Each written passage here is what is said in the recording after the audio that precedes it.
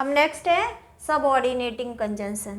इससे पहले बताया था मेन क्लॉज क्या होता है और मेन क्लॉज का जो अनदर नेम क्या होता है, प्रिंसिपल क्लॉज होता है। कंजंक्शंस बताए थे, कंजंक्शंस की definition and kind of conjunctions. अब ये coordinate and subordinate conjunction and correlative conjunction.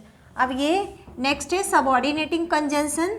जैसा कि नेम से ही पता चलता है कि सब का मीनिंग क्या होता है।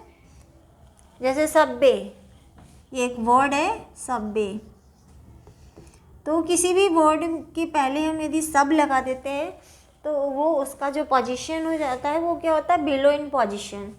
तो इसी तरह से ये सबऑर्डिनेट यानी जो किसी के ऊपर डिपेंडेंट होता है, इसे डिपेंडेंट क्लॉज भी कहते हैं। सबऑर्डिनेट कंजंक्शन यानी सबऑर्डिनेट क्लास से मतलब है subordinate dependent upon higher position, ये किसी भी हायर पोजीशन के ऊपर डिपेंडेंट होता है। इन जैसे कि मेन क्लॉज का नाम सुना है, ये मेन क्लॉज होता है। मेन क्लॉज जिसे हम प्रिंसिपल क्लॉज भी कहते हैं। प्रिंसिपल क्लॉज यानी जो हेड होता है, जो हेड होता है यानी मुखिया होता है, वो होता है प्रिंसिपल। और सबऑर्डिनेट यानी जो किसी के ऊपर डिपेंडेंट होता है। जबकि ये प्रिंसिपल क्लॉज क्या होता है, इंडिपेंडेंट क्लॉज कहते हैं। इंडिपेंडेंट क्लॉज यानी पूरी तरह से ये फ्री होता है, इसको पूरी अथॉरिटीज़ रहती है कोई भी काम करने की। जबकि सबऑर्डिनेट क्या होता है, ये मेन क्लॉज के ऊपर डिपेंडेंट होता है, इसको सारे काम मेन क्लॉज की परमिशन से करने पड़ते हैं। There are two type of clauses, main clause and subordinate clauses. तो इस तरह से हम समझ सकते हैं कि we have to add the main clause and subordinate clause. Main clause और सबऑर्डिनेट क्लॉज को हम एक ग्लू से कनेक्ट करते हैं। वो ग्लू क्या है, सबऑर्डिनेटिंग कंजंक्शन। यानी सबऑर्डिनेट कंजंक्शन का यूज करके हम मेन क्लॉज और सबऑर्डिनेट क्लॉज दोनों को हम कनेक्ट करते हैं। मेन क्लॉज जो कि हेड होता है, इंडिपेंडेंट क्लॉज भी कहते हैं। और इंडिपेंडेंट क्लॉज यानी प्रिंसिपल क्लॉज, जिसमें सब्जेक्ट होता है, वर्ब होता है और पूरे सेंटेंस का कंप्लीट मीनिंग एक्सप्रेस होता है, यानी पूरा मीनिंग हमें समझ में आता है, वो होता है प्रिंसिपल क्लॉज। पूरा अपना जो मीनिंग है वो पूरी तरह से कंप्लीट शो करता है। उसको अपनी मीनिंग को बताने के लिए किसी अदर क्लॉज पे डिपेंडेंट नहीं होना पड़ता, इसलिए उसे इंडिपेंडेंट क्लॉज भी कहा जाता है, यानी पूरी तरह से स्वतंत्र होता है। Main clause can exist by itself. जो मेन क्लॉज है वो खुद अपने सारे जो डिसीजन है वो सेल्फ लेता है, उसको किसी की ज़रूरत नहीं होती, किसी की परमिशन की ज़रूरत नहीं होती है। मेन क्लॉज अपने सारे डिसीजन खुद से लेता है। तो main clause can exist by itself, it does not need any information, इसे किसी इन्फॉर्मेशन की ज़रूरत नहीं पड़ती है। मेन क्लॉज इसे इंडिपेंडेंट क्लॉज भी कहते हैं। And it expresses complete thought, और ये अपना पूरा कंप्लीट मीनिंग एक्सप्रेस करता है यानी शो करता है। नेक्स्ट एग्जाम्पल्स हैं इंडिपेंडेंट क्लॉज के, कि कैसे इंडिपेंडेंट क्लॉज का जो एग्जाम्पल है वो अपना पूरा कंप्लीट मीनिंग शो करता है। ये इंडिपेंडेंट क्लॉज कहते हैं, इसे पता है already know. And he was eating mangoes, he was eating mangoes, यहाँ पे ही क्या है, सब्जेक्ट है, वॉज हेल्पिंग वर्ब है, ईट मेन वर्ब है, मैंगो ऑब्जेक्ट है। यानी ये पूरा मीनिंग अपना बता रहा है कि ही वॉज ईटिंग मैंगोज, वो आम खा रहा था। तो इसको अपनी मीनिंग बताने के लिए इसे किसी के ऊपर डिपेंडेंट नहीं होना पड़ता, ये इंडिपेंडेंट है और इसमें किसी भी कंजंक्शंस का यूज़ नहीं होता है। जो मेन क्लॉज होता है इसमें किसी भी no need any kind of information and no need to any conjunctions also. My dog loves bones, my dog subject है, लव्स मेन वर्ब है, बोन्स ऑब्जेक्ट है, यानी पूरा मीनिंग समझ में आता है। सब्जेक्ट है, वर्ब है, जो कि एक ये मेन क्लॉज है, प्रिंसिपल क्लॉज कहलाता है। आई ड्रिंक मिल्क, ये अपने आप में इट एक्सिस्ट इटसेल्फ, अपने आप में पूरा मीनिंग बता रहा है। आई ड्रिंक मिल्क, आई सब्जेक्ट है, ड्रिंक वर्ब है, मिल्क ऑब्जेक्ट है। फिर they should do their work, उसे अपना काम करना चाहिए। यानी इसमें किसी भी कंजंक्शंस का यूज़ नहीं किया गया है और कोई भी एडिशनल इन्फॉर्मेशन की भी कोई ज़रूरत नहीं है, इसलिए ये क्या है, एक मेन क्लॉज है। The mobile is new, this sentence is also express complete meaning, the mobile is new, mobile नया है। सी वर्क्स हार्ड, वो कठिन मेहनत करता है, यानी इसमें ये, जबकि सबऑर्डिनेट में क्या होता है, जब तक हम मेन क्लॉज नहीं लिखेंगे तो सबऑर्डिनेट अपना अकेले मीनिंग नहीं बता पाता है, जबकि मेन क्लॉज में ऐसा नहीं है, मेन क्लॉज पूरी तरह से अपना मीनिंग बता पा रहा है। He wants to go, they are intelligent, वो इंटेलिजेंट है। इस तरह से ये पूरे with the help of example we can understand these are the example of the main clause, जो पूरी तरह से इंडिपेंडेंट है और अपना पूरा मीनिंग बता रहे हैं, इन्हें किसी दूसरे क्लॉज पे डिपेंडेंट होने की ज़रूरत नहीं है। नेक्स्ट है सबऑर्डिनेट क्लॉज के एग्जाम्पल। सबऑर्डिनेट, जैसा कि I already told you, which is below in position, subordinate यानी जो पोजिशन में बिलो होता है, and additional information, it starts with the subordinate words, ये सबऑर्डिनेट वर्ड से स्टार्ट होता है, यानी कोई ना कोई एक सबऑर्डिनेटिंग वर्ड का यूज किया गया होता है या सबऑर्डिनेटिंग कंजंक्शन का यूज किया गया होता है। It starts with subordinating words, it can not exist by itself, ये अपने आप किसी भी सेंटेंस का मीनिंग नहीं बता पाता है। It can not exist by itself, ये प्रिंसिपल क्लॉज का जस्ट अपोजिट है। It provide some additional information about the main clause, ये मेन क्लॉज से रिलेटेड कोई एडिशनल इंफॉर्मेशन देता है। It provide some additional information about the main clause. जैसे example है कि I visited the office where his uncle works, I visited the office, ये क्या है, मेन क्लॉज है, ये प्रिंसिपल क्लॉज है। आई यहाँ पे सब्जेक्ट है, विजिटेड वर्ब है, ऑफिस ऑब्जेक्ट है, तो आई विजिटेड द ऑफिस, मैं ऑफिस गया, ठीक है, ये पूरा मीनिंग समझ में आ रहा है। और ये क्या है, मेन क्लॉज है। फिर वेयर हिज अंकल वर्क्स, जहाँ उसके अंकल काम करते हैं, तो ये जहाँ से हमें वेयर दिख रहा है, जो कि एक क्या है, ये सबऑर्डिनेटिंग वर्ड है, सबऑर्डिनेटिंग वर्ड है वेयर, जो कि प्लेस बताता है। वेयर हिज अंकल वर्क्स, जहाँ उसके अंकल काम करते हैं। यदि हम केवल इतना बोलते हैं कि वेयर हिज अंकल वर्क्स, जहाँ उसके अंकल काम करते हैं, बस इतना बोलेंगे तो क्या कुछ समझ में आएगा, कुछ नहीं, मीनिंग बिल्कुल भी समझ में नहीं आ रही है। जब तक हम ये नहीं लिखेंगे कि आई विजिटेड द ऑफिस, तो जब तक हम ये सेंटेंस नहीं लिखेंगे कि आई विजिटेड द ऑफिस, केवल हम इतना पार्ट यदि हम पढ़ रहे हैं कि वेयर हिज अंकल वर्क्स, तो अभी सेंटेंस का मीनिंग समझ में नहीं आ रहा है। जब तक हम प्रिंसिपल क्लॉज नहीं लिखेंगे तो हमें ये लिखना ही होगा। तो आई विजिटेड द ऑफिस, ये जो कि मेन क्लॉज है, ये प्रिंसिपल क्लॉज है, इसे हम वेयर नाम का एक कंजंक्शन या इसे सबऑर्डिनेटिंग वर्ड कहें, जिसका हमने यूज किया है। तो ये मेन क्लॉज हो गया, और ये वेयर हिज अंकल वर्क्स ये सबऑर्डिनेट क्लॉज हो गया। यानी मेन क्लॉज और सबऑर्डिनेट क्लॉज को हम एक सबऑर्डिनेटिंग कंजंक्शंस नाम की एक ग्लू से हम क्या करते हैं, ज्वाइन करते हैं।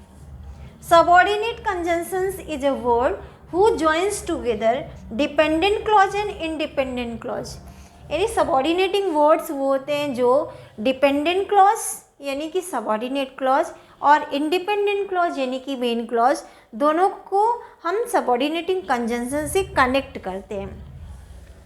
Subordinating conjunctions introduce a dependent clause, यानी जो सबऑर्डिनेटिंग कंजंक्शंस होते हैं वो introduce dependent clause and indicate the nature of the relationship between dependent and independent clause.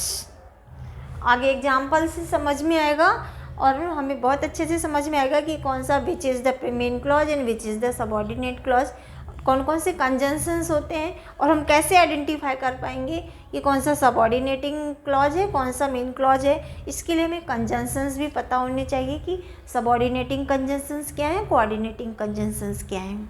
With the help of example we can understand कि which is the subordinate clause and main clause.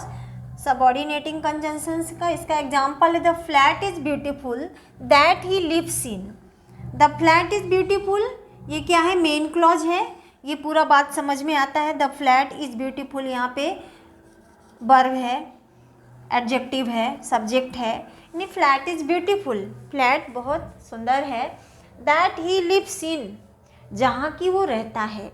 यदि हम केवल इतना part बोलते हैं कि that he lives इन, जहाँ वो रहता है, और हम ये पार्ट नहीं लिख रहे हैं कि द फ्लैट इज़ ब्यूटीफुल, तो हमें पूरी बात समझ में नहीं आ रही। क्या, कहाँ वो रहता है, जहाँ वो रहता है। तो इससे पहले हमको इसे लिखना होगा द फ्लैट इज़ ब्यूटीफुल, जो कि क्या है, एक यहाँ पे ये मेन क्लॉज है, पूरी तरह से इंडिपेंडेंट है। दैट ही लिव्स इन, ये एक डिपेंडेंट क्लॉज है, और सबऑर्डिनेट क्लॉज है। सबऑर्डिनेट क्लॉज है, इसका अनदर नेम क्या है, डिपेंडेंट क्लॉज भी है। यानी ये अपनी बात को एक्सप्रेस करने के लिए, अपनी बात को क्लियर करने के लिए इस क्लास पे ये डिपेंडेंट होगा, यानी मेन क्लॉज पे ये पूरी तरह से डिपेंडेंट होगा। He was eating pasta what I made, what का मीनिंग क्या होता है, जो भी होता है। तो वाट आई मेड, इतना हम बोलते हैं कि वाट आई मेड, जो मैंने बनाया। क्या जो मैंने बनाया, अभी बात तो क्लियर नहीं है, तो हमें ये लिखना ही होगा कि ही was eating pasta, he was eating sandwich. तो यानी वो खा रहा था पास्ता, जो मैंने बनाया, जो मैंने बनाया वो पास्ता वो खा रहा था। तो ये sentence he was eating pasta, तो ये पूरी तरह से फ्री है। और ये जो सबऑर्डिनेट वर्ड यहाँ पे क्या है, वाट। वाट क्या है, एक सबऑर्डिनेट वर्ड है जो कि यूज किया गया है। आई मेड और ही वॉज ईटिंग पास्ता, ये दो सेंटेंसेस हैं, ये दो सिंपल सेंटेंसेस हैं। इसके बीच में ये वाट कंजंक्शन लगाया गया है और इसे कॉम्प्लेक्स सेंटेंस बनाया गया है। तो इस तरह से ये कॉम्प्लेक्स मतलब होता है सबऑर्डिनेट, और कंपाउंड यानी कोऑर्डिनेट, और सिंपल मतलब मेन क्लॉज। तो ये यहाँ पे सबऑर्डिनेटिंग वर्ड है। इस तरह से ये जो डिपेंडेंट क्लॉज है और इंडिपेंडेंट क्लॉज है, दोनों को एक ये वाट ग्लू से कनेक्ट किया गया, वाट नाम का एक सबऑर्डिनेटिंग वर्ड से जोड़ा गया है। My cat loves bones which see what, which see what, जो वो लाई, क्या वो जो लाई। इसका माई कैट लव्स बोन्स, जब तक हम ये नहीं लिखेंगे कि my cat loves bones which see what, तो विच सी वॉट बस लिखने से ये मीनिंग समझ में नहीं आएगी जब तक हम ये नहीं लिखेंगे कि my cat loves bones. I drink milk it is very sweet, I drink milk it is very sweet. फिर they should come if they are intelligent,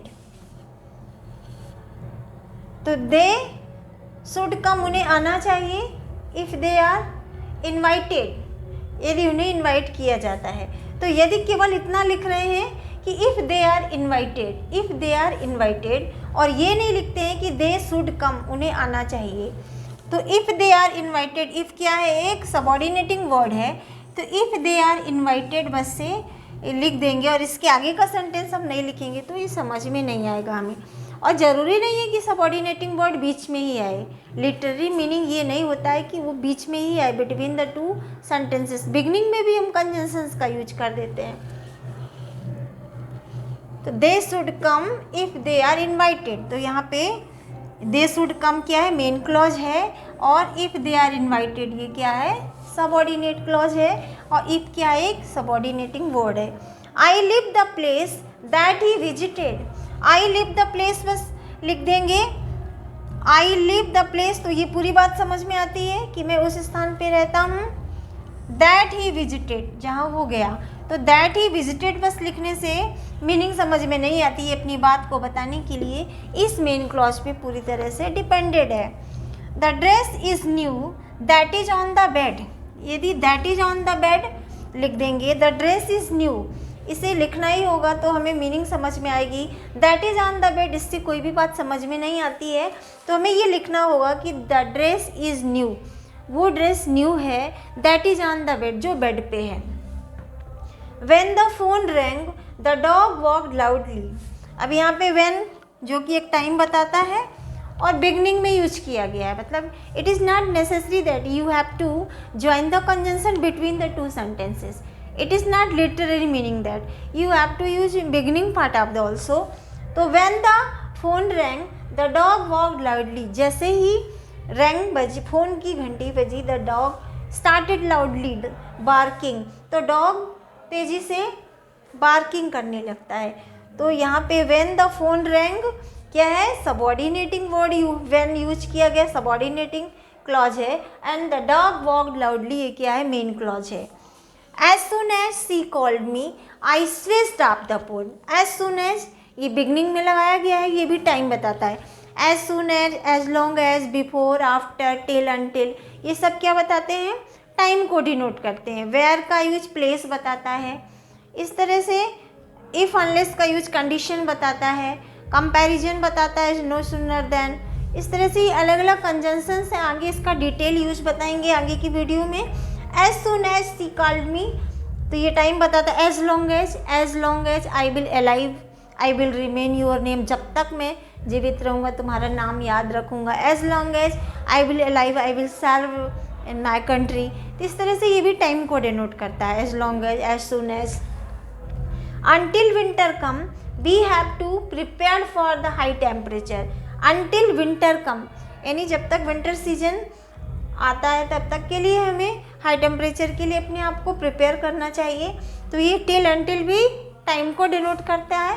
इस तरह से बहुत सारे आगे की कंजंक्शंस हैं जो हमें टाइम, कंडीशन, कंट्रास्ट, आल्दो का यूज कंट्रास्ट को बताता है, कंसेशन बताता है। तो इस तरह से नेक्स्ट इसका जो डिटेल यूज है तो I will tell in my next video, and I hope you are able to understand. If you want to understand, you have to watch the whole part of the video. Thank you for watching my video.